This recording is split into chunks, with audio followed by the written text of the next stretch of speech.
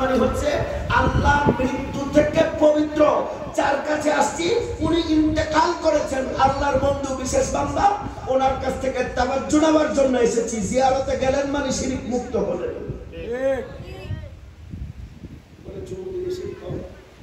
তাহলে আপনার পৃথিবীতে আসাটা অবশ্যই আমি আর ডিপেন্ডেন্ট অ্যাডাল্ট প্রোগ্রাম করতে হবে, তাহলে প্রাপ্তবয়স্কদের 18+ প্রোগ্রাম করতে হবে, তাহলে আমি শিরক কারে বসে দিতাম। চুমু দিলে যদি শিরক হয় তাহলে আপনার জন্মটা শিরকের উপরে হয়েছে, আপনার জন্মটা ঠিকলাই বুঝুন, আপনি ওয়ালাদুস সিনা হয়েছেন, কারণ প্রেম ভালোবাসার বহিঃপ্রকাশের মাধ্যমে আপনি দুনিয়াতে এসেছেন। আপনার ভালো লাগে না, আপনি মুক্ত থাকেন, মাথা নিচের দিকে করলে বলে শিরক হয়ে যায়, তো টাকা নিচে বলে কেমনি উঠাবে?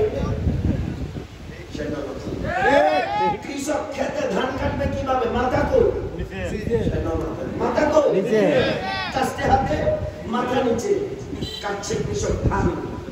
উল্টা পাল্টা বলো কেন মৌলবী, তুমি কেমন হে ইনসান? হ্যাঁ, মানুষকে কেন বিভ্রান্ত করছেন?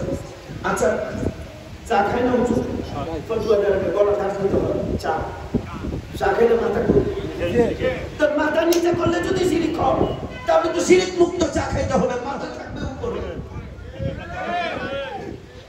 কারণ চা খাইতে হবে কি মুক্ত? শিরক মুক্ত চা। তো শিরক মুক্ত চা কেমন?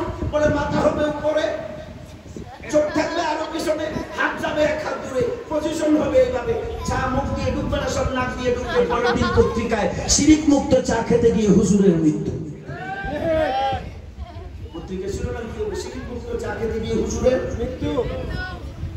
বোকারাম, গাধারাম, বিধিবান, তুমি বুঝো নাই হে বোকা, আমার নবীর মিলাদুন নবী করা শিরক নয়, বিদআত নয়, এটা তাকদীরের ব্যাপার।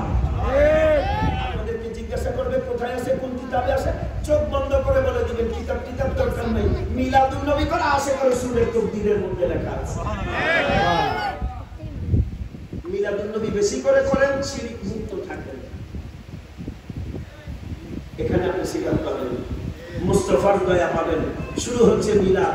মা আমেনাতুজ জাহরা বলছেন আমার মুস্তাফা আসতেছে, এর কেমন এক ভিন্ন রকম অনুভূতি। আমি চোখ খোলা রাখলাম, মানুষ বেহুশ হয়ে যায়, আমার হুঁশ ঠিক আছে, মানুষের সেন্স চলে যায়, আমার সেন্স ঠিক আছে, মানুষের চোখ অন্ধকারে আচ্ছন্ন হয়, আমার চোখ খোলা আছে, আমি তাকাই দেখতেছি, অন্ধকার ঘর হঠাৎ আলোকিত হয়ে গেল, আমরা তো আলো হলে সামনে দেখি। মা আমেনা বলছেন, ইমাম কুস্তালানি লিখতেছেন তার বিখ্যাত কিতাব মাওয়াহিবুল লাদুনিয়ার মধ্যে, মা আমেনা বলতেছেন আমি শুধু দেখতেছি যে নয়, ইলা কুসুর শাম, শাম দেশের বড় বিল্ডিং গুলো আমি মক্কাতে বসে দেখতে পাচ্ছি। সুবহানাল্লাহ, এটা কিসের আলোতে? বলে আমার মুস্তাফার নূর দিয়ে দেখতে পাচ্ছি। সুবহানাল্লাহ।